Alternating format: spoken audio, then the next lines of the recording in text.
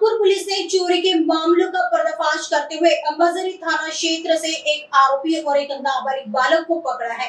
मामला उस समय सामने आया जब सुंदरलाल तिवारी की एक्टिवा गाड़ी उनके घर के सामने से चोरी हो गई थी। जांच के दौरान पुलिस को तेलंगखेड़ी गार्डन के पास संदिग्ध हालत में बिना नंबर प्लेट की एक्टिवा पर दो युवक मिले।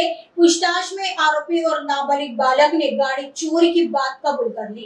पुलिस ने इनके पास से एक्टिवा गाड़ी, नगद 3,380 रुपए और अन्य मामलों से जुड़े 5,800 रुपए बरामद किए हैं। कुल 39,180 रुपए का माल जब्त किया गया है।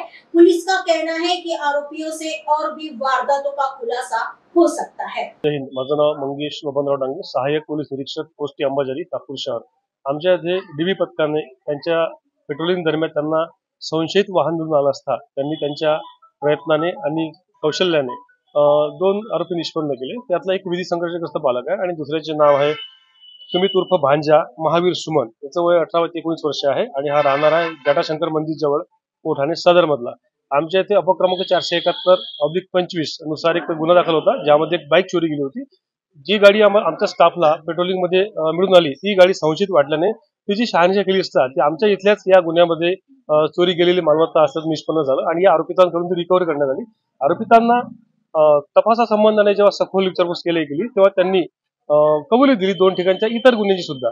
त्यातला एक गुन्हा दाखल आहे वाडी पोलीस स्टेशनमध्ये नागपूर शहर हद्दीमध्ये आणि दुसरा दाखल आहे गिट्टी गदान पोलीस स्टेशनमध्ये।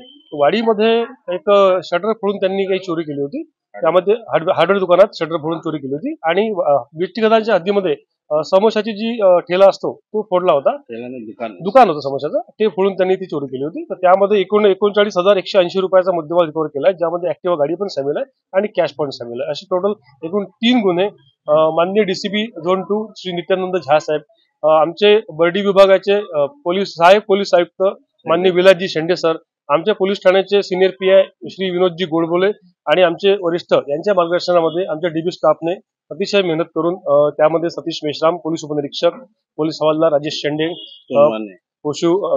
राजेश सोरवाने, पोलीस कॉन्स्टेबल राजू तायडे, दिनेश कुराडे यांच्या प्रयत्नांनी तसेच अमित भुरे आणि इतर स्टाफ यांनी अथक मेहनत घेऊन हे 3 गुन्हे उघडकीस आणले आहेत आणि अशाच पद्धतीने त्यांचं काम चालू आहे। यासाठी मी त्यांना धन्यवाद देतो। धन्यवाद। जय हिंद। बालिग आरोपीचे नाम काय आहे? जे आरोपी यांच्याकडे जुना पासबुक रेकॉर्ड आहे का? दोन्ही आरोपितांचा रेकॉर्ड आहे। त्यातला एक विधी संघर्षग्रस्त बालक आहे, त्याचा नाहीये, तो जुवेनाईल आहे आणि जो सुमित उर्फ भांजा महावीर सुमन आहे हा पण यांचा पण आहे। ते दोन्ही गुन्हेगारी पार्श्वभूमी असलेले आरोपी आहेत।